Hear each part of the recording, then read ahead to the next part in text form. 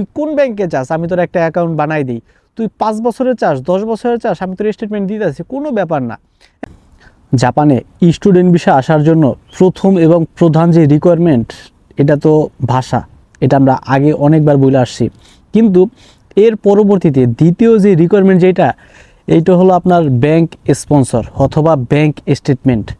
তো যেই পরিমাণে স্টুডেন্ট রিজেক্ট হয়, এটার বিশাল একটা অংশ রিজেক্ট হওয়ার মূল কারণ হলো ব্যাংক স্টেটমেন্ট। তো আজকের এই ভিডিওতে মূলত স্টুডেন্ট বিষয়ে আসার জন্য ব্যাংক স্টেটমেন্ট, কোন টাইপের ব্যাংক স্টেটমেন্ট হওয়া উচিত, স্পন্সর কী হইলে ভালো হয়, ব্যাংক স্টেটমেন্ট কত চায়, অ্যামাউন্ট কত থাকা দরকার, বা এই টোটাল জিনিসটারে কিভাবে আপনি গুছাবেন, এগুলো নিয়ে আজকে কথা বলবো। স্টেটমেন্ট অথবা এই যে স্পন্সরের যে ব্যাপার স্যাপারটা, এটা জাপান সরকার, হ্যাঁ, এটা শুধু জাপানের ক্ষেত্রে না, যে কোনো দেশের জন্যই যখন আপনি স্টুডেন্ট ভিসার জন্য অ্যাপ্লাই করবেন, এটা কিন্তু খুব জোরালোভাবে ওরা চেক করে যে আসলে এটা সত্য কি না, বা এই যে ব্যাংক স্টেটমেন্টের যে টাকা আছে, এই টাকাটা দেওয়া এ সার্ভাইভ করতে পারবে কি না। তো এই ব্যাপারগুলো আসলেই খুব ভালোভাবে চেক করে, কারণ এই জায়গায় পর্যাপ্ত পরিমাণে টাকা আছে কি না, আসার পরে আপনি এই জায়গায় সার্ভাইভ করতে পারবেন কি না, বা ইলিগাল কিছুর সাথে আপনার যুক্ত হওয়া লাগবে কি না, এই ব্যাপারগুলো টোটাল কিন্তু নির্ভর করে এইটার উপর। ইলিগাল বলতে কী বুঝতে চাইতেছি, ধরেন আপনার ওয়ার্ক পারমিট যেটা আছে, এর থেকে বেশি সময় আপনি কাজ করতেছেন কি না, এইসব ব্যাপারগুলো কিন্তু আপনার চলে আসবে যদি আপনার ব্যাংক সাপোর্টটা এইভাবে স্ট্রং না থাকে। প্রথম তাহলে আমরা ক্লিয়ার করি যে মোটামুটি ব্যাংক স্টেটমেন্ট দেখাইতে গেলে আপনার ব্যাংকে মিনিমাম কত টাকা থাকতে হবে। এইটা অনেকটা নির্ভর করে আপনি কোন প্রোগ্রামে যাইতাছেন, হ্যাঁ, ওই প্রোগ্রাম, ওই স্কুল, ও টিউশন ফি, ওই শহরের আপনার থাকা খাওয়ার খরচ, হ্যাঁ, এইগুলোর উপরে মূলত এরা দেখতে চায় যে আপনি 1 বছরের বা 2 বছরের যে কোর্স, এইটার টিউশন ফিটা আপনি ব্যাকআপ দিতে পারবেন কি না। এই যে আপনার ব্যাংক স্টেটমেন্ট যেইটা থেকে দেখাইতেছেন, তাহলে ধরতে পারেন কয়েকটা জিনিস। টিউশন ফি, আপনি 1 বছরের টিউশন ফি ধরেন, 1 বছরের থাকা খাওয়ার খরচ, সাপোজ ধরেন 1 বছরের টিউশন ফি এভারেজ একটা স্কুলে ধরেন 7 লাখ জাপানিজ ইয়েন বা 6 লাখ টাকা, হ্যাঁ। আবার আপনি যেইখানে থাকতেছেন ওই শহরে ধরেন আপনার প্রত্যেক মাসে থাকতে 70,000 টাকা করে খরচ হইতেছে, তাহলে 7 × 12 কত, 84, ধরেন আপনার 8 লাখ টাকা, তাহলে টিউশন ফি 7 লাখ, থাকা খাওয়া বাবদ আরও 8 লাখ, হ্যাঁ, 15 লাখ, হ্যাঁ। আনুষঙ্গিক এর সাথে আপনি আরও 2-4 লাখ এক্সট্রা রাখতে পারেন, হ্যাঁ। তাইলে যেই স্কুলের টিউশন ফি মোটামুটি 7 লাখ টাকা এবং ওই এলাকায় থাকা খাওয়ার খরচ মোটামুটি 8 লাখ টাকা আমার বছরের মধ্যে চলে আসবে, এই যায় মোটামুটি 15 লাখ টাকা পর্যন্ত সেফ। তাহলে প্রথমে আপনি জিনিসটা চিন্তা করতে পারেন যে 15 লাখের প্লাস আপনার এটা রাখা উচিত, হ্যাঁ। এবার এসে জাপানের যে স্কুলগুলো আছে, হ্যাঁ, ল্যাঙ্গুয়েজ প্রোগ্রাম হোক অথবা অনেক ইউনিভার্সিটি আছে যেগুলো মোটামুটি 7 লাখ, 8 লাখ, 9 লাখ এর আশপাশ থেকে টিউশন ফি ঘোরাঘুরি করে। তো 8 লাখ মোটামুটি ধরে নিতে পারেন, তাহলে একবারে কম হইতেছে না, একবারে বেশি হইতেছে না, মিডিল একটা পয়েন্টে, হ্যাঁ। তো মোটামুটি আপনার যদি 8 লাখ প্লাস, তবে ইদানিং অনেক এজেন্সি বা অনেক স্কুল প্রেফার করে যে না তুমি 20+ দেখাও। তো আমার মনে হয় যে আপনার 15 থেকে 20 এর মধ্যে একটা অ্যামাউন্ট থাকলে বেটার। দ্বিতীয় ব্যাপারটা হলো যে আপনার স্পন্সর কে হবে, এইটা কি নিজে নাকি বাবা মা নাকি রিলেটিভ, যে কেউ একজন দেখাইলেই হইলো, হ্যাঁ। যেহেতু আপনি স্টুডেন্ট বিষয়ে আসতে চাইতেছেন, এই ক্ষেত্রে নিজের ব্যাংক অ্যাকাউন্ট বা নিজের ব্যাংক স্টেটমেন্ট তো এটা না দেখালেও কোনো সমস্যা নয়। এই ক্ষেত্রে আপনি যেটা করতে পারেন যে আপনার ফার্স্ট ব্লাড যেগুলো আছে, হ্যাঁ, বাবা মা বা ভাই বোন, একবারে ফ্যামিলির কোর ফ্যামিলির যেসব মেম্বার আছে, এদের যদি ব্যাংক স্টেটমেন্ট দেখাইতে পারেন এটা সব থেকে বেটার হয়। আর যদি এটা কোনোভাবে সম্ভব না হয়, তাহলে আপনি করতে পারেন যে আপনার চাচা বা আঙ্কেল যারা আছে, এদের কারো একটা ব্যাংক স্টেটমেন্টের আপনি সাপোর্ট নিলেন। তবে প্রথম প্রেফার থাকবে যে বা রিকোয়েস্ট থাকবে, যদি সম্ভব হয় আপনি আপনার বাবা অথবা মা অথবা ভাই বোন কারোর একজনকে দেখান, বাবা মা সব থেকে বেটার হয়। এই ঠিক আছে, এবার তাহলে আমরা কিমারু করলাম যে বাবা হইব আমার স্পন্সর। এখন এই যে ব্যাংক স্টেটমেন্টের জন্য যে ব্যাংকের ক্যাটাগরি বা ধরন কোনটা হইতে হবে অ্যাকাউন্টের, হ্যাঁ, সেভিংস অ্যাকাউন্ট নাকি কারেন্ট অ্যাকাউন্ট নাকি এফডিআর, হ্যাঁ, কোন অ্যাকাউন্ট আমার দেখাইতে হবে, এই জায়গায় ব্যাপার অনেকগুলোই ভাবে দেখাইতে পারেন। তো এই জায়গায় আমি প্রেফার করতে আসি যে আপনি সেভিংস অ্যাকাউন্ট দেখান, হ্যাঁ।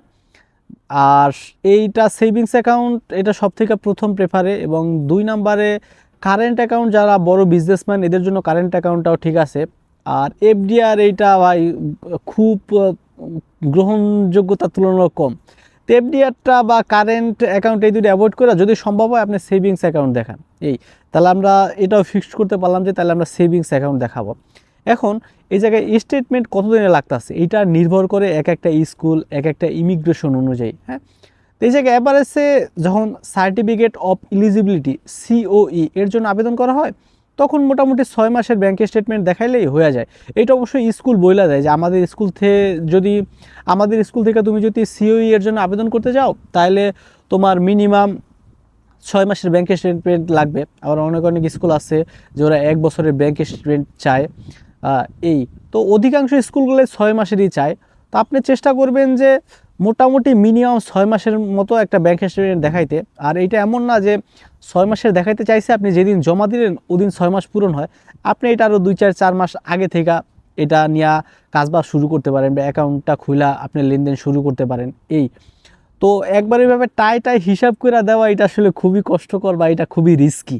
তাহলে এবার আসি যে ব্যাংক স্টেটমেন্ট 6 মাসের বা 1 বছরে যেটা লাগবে এটা কিভাবে সাজাবো।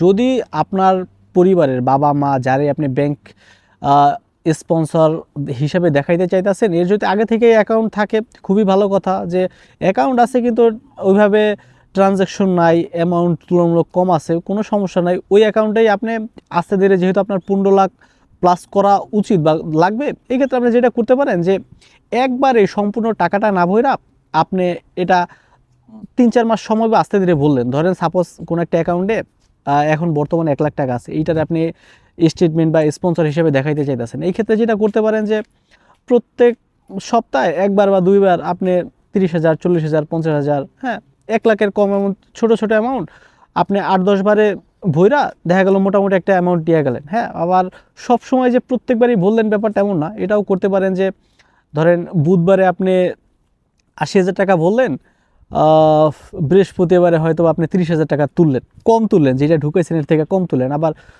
রবিবারে গিয়ে আপনি দেখা গেল ওই যে 30,000 তুলছিলেন ওর সাথে আরও 50,000 ঢুকে আরও 80,000, 90,000 বা একটু সবসময় রাউন্ড অ্যামাউন্ট না দিয়ে আপনি একটু এলোমেলো করতে পারেন। হ্যাঁ, যেমন 77,325 টাকা, আবার উঠানোর সময় উঠাইলেন আপনি 31,972 টাকা। হ্যাঁ, একটু এলোমেলো করে আপনি উঠান, তাইলে মনে হইব যে না এটা জেনুইন ট্রানজ্যাকশন, অথবা এটা দেখতে তখন একটু সুন্দর লাগে। কিন্তু দেখা গেল আপনি হুট করে একবারে অনেক টাকা ঢুকাইলেন বা সবসময় রাউন্ড ফিগার বের করতেছেন, ব্যাপারটা একটু অকওয়ার্ড মনে হয়।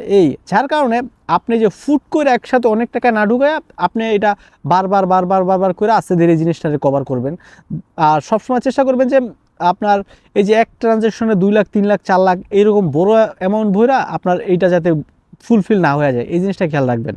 এবং ব্যাংক স্টেটমেন্টের ব্যাপারে এত সময় যে কথাবার্তা বললাম, এইটা তো বললাম যে যা নিজের ফ্যামিলি বা কারো একজন ব্যাংক আছে বা আমি এই পারপাসে দেখাইতে চাই এর জন্য আমি খুললাম। কিন্তু যাদের ব্যাংক স্টেটমেন্ট নাই বা এরা এটা করার সুযোগই নাই, হ্যাঁ, এরা হয়তো বা কোনো একটা এজেন্সি বা কোনো একটা ব্যাংক বা কোনো একটা প্রতিষ্ঠান থেকে সাপোর্ট দিতে হইব। তো এই জায়গায় আমার মনে হয় কিছু কিছু এজেন্সি আছে বা কিছু কিছু প্রতিষ্ঠান আছে আপনারা সাপোর্ট করার জন্য 20,000 থেকে শুরু করে 50,000 টাকা পর্যন্ত দিতে পারে। অবশ্যই যে ব্যাপারগুলো নির্ভর করে যে আপনি 6 মাসের ব্যাংক স্টেটমেন্ট দেখাইতেছেন নাকি, তো এই যে ব্যাপারগুলো নির্ভর করে যে আপনি 6 মাসের ব্যাংক স্টেটমেন্ট দেখাইতেছেন নাকি 1 বছরের। হ্যাঁ, সময়ের উপরেও বেশ ভালো এই টাকাটা নির্ভর করে। হ্যাঁ, তবে আপনি অবশ্যই চেষ্টা করবেন, যেহেতু আপনি 10 লাখ, 12 লাখ, 15 লাখ টাকা খরচ করে জাপান আসতে পারবেন বা আপনি আসতে গেলেই টাকা খরচ হবে, তো 5,000, 10,000 টাকা বাঁচানোর জন্য আপনি এমন কোনো পথ অবলম্বন করবেন না যে 5,000 টাকা দিলেন বা 10,000 টাকা দিলেন, ও করলো আমি তুই কোন ব্যাংকে চাস, আমি তোর একটা অ্যাকাউন্ট বানাই দিই, তুই 5 বছরের চাস, 10 বছরের চাস, আমি তোর স্টেটমেন্ট দিতে আসছি, কোনো ব্যাপার না। হ্যাঁ, এই ধরনের ইলিগাল পথ, হ্যাঁ, আপনি যত সম্ভব অ্যাভয়েড করা চলেন, এগুলো রিস্ক হাই। কারণ এখন এই যে জাপানের ইমিগ্রেশন বা বাংলাদেশের ইমিগ্রেশন বা এই যে বিএফএস যারা আছে এরা এই ব্যাপারগুলো কিন্তু খুবই সচেতনভাবে এগুলা যাচাই বাছাই করে। তো অবশ্যই আপনি চেষ্টা করবেন যে একটু প্যারা হইলেও ধারটার কইরা হইলেও যে কোনোভাবে যদি ম্যানেজ করতে পারেন নিজেরা খুবই ভালো, অথবা ধারটার করে হইলেও জেনুইন একটা অ্যাকাউন্ট দেখানোর চেষ্টা করেন এবং 15-20 এর আশপাশ থেকে একটা অ্যামাউন্ট রাখার চেষ্টা করেন। কারণ সত্যি বলতে কি এই ধরেন 6 মাস বা 1 বছরের একটা প্যারা নেওয়ার পরেও, হ্যাঁ, একটা রিস্ক নেওয়ার পরে আপনি যদি কোনোভাবে জাপান বা কোনো একটা ভালো কান্ট্রিতে ঢুকতে পারেন, দেখবেন যে জীবনের মরি ঘুরে গেছে। এখন হয়তো বা যেসব আত্মীয় স্বজন আপনারে 10,000, 20,000 এর বেশি সাপোর্ট দেওয়ার সুযোগ নাই, দেখা গেল আপনি যখন ভিসাটা পাওয়া যাবেন তখন বলবে যে আরে বিমানের টিকিটের টাকাটা আমি বিমানের টিকিটের টাকাটা আমি দিয়ে দিতেছি, টিকিটটা আমি কাইটা দিতে আসি, আরে তুমি যাইতাছো বিদেশ, তোমার একটা ফোন কিনে দিতে আসি, তখন দেখবেন যে আত্মীয় স্বজনের অভাব নাই। যার কারণে যেহেতু এত বড় একটা কাজকর্ম বা এত বড় একটা কর্মযোগ্য, আপনি যে ব্যাংকের ব্যাপার স্যাপারটা নেওয়া মানে সংকোচবোধ না করে একটু রিস্ক নেওয়ার চেষ্টা করেন নিজের স্টেটমেন্ট দেখানোর জন্য বা নিজের বাবা মা রিলেটিভ খুব কাছে যারা আছে এদের দেখানোর জন্য ফেক এটা অ্যাভয়েড করার চেষ্টা করেন ভাই। এবং এই জায়গায় আরেকটা স্পন্সরের ব্যাপার, যেটা আপনি শুধু ব্যাংকে টাকা দেখাইলেই তৈব না, এর টাকার উৎস কী। হ্যাঁ, এ যদি কোনো কাজ করে, ওইটার কোনো এক জায়গায় জব করে, ওইটার স্যালারি তো ঢুকতেছে, ওইটা তো জেনুইন দেখাই যাইতেছে। হ্যাঁ, অথবা যদি বিজনেস করে, এর কিন্তু বিজনেসের ডকুমেন্টও লাগবে। হ্যাঁ, যে ট্যাক্স ঠিকভাবে পরিশোধ করতে হয়েছে কিনা, লাস্ট 3 বছরে কিন্তু ট্যাক্স রিটার্নের কাগজ লাগে। হ্যাঁ, এরপরে এর ইনকাম সার্টিফিকেট, ট্যাক্স সার্টিফিকেট, এরপরে এর লাইসেন্স, হ্যাঁ, এনআইডি কার্ড বা পাসপোর্ট থাকলে পাসপোর্ট, এইসব ডকুমেন্টগুলো কিন্তু আপনার অবশ্যই প্রোভাইড করতে হবে। এবং আপনি অবশ্যই চেষ্টা করবেন যে আপনার নাম এবং স্পন্সর যদি বাবা মা হয়, যদি নাম টাম ঠিকানা বিকানা কোনো জায়গায় একটু স্পেলিংয়ে ঝামেলা টামেলা থাকে, এই জিনিসগুলো আপনি আগে থেকেই ঠিকঠাক করে ফেলাবেন।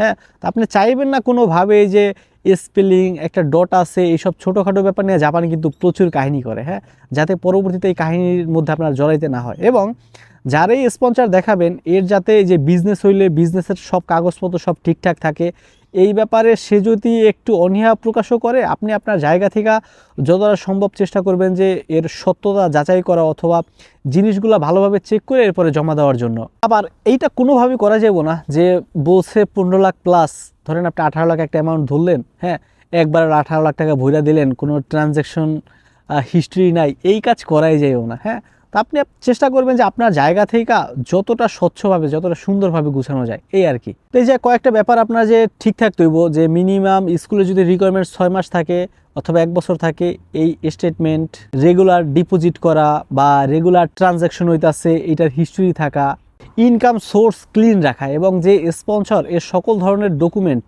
সব ঠিকঠাক থাকলে আশা করি ব্যাংক স্টেটমেন্ট নিয়ে আপনি কোনো ধরনের ঝামেলায় পড়বেন না। তো সত্যি বলতে এই যে ব্যাংক স্টেটমেন্ট, এইটা শুধু টাকার অ্যামাউন্ট না, এটা আপনার ট্রাস্ট স্কোর। এটা যদি আপনি সঠিকভাবে গুছাইতে পারেন, হ্যাঁ, এটা যদি সঠিকভাবে প্রিপারেশন করতে পারেন, দেখবেন যে ভিসা পাওয়ার চান্স আপনার ডাবল হয়ে যাইতেছে। এই তো আপনি চেষ্টা করবেন যে আপনার জায়গা থেকে সব জিনিসগুলো স্বচ্ছভাবে এবং সুন্দরভাবে গুছানোর জন্য। করি ব্যাংক স্টেটমেন্ট সম্পর্কে আপনি মোটামুটি বেশ একটা ভালো ধারণা পাইছেন।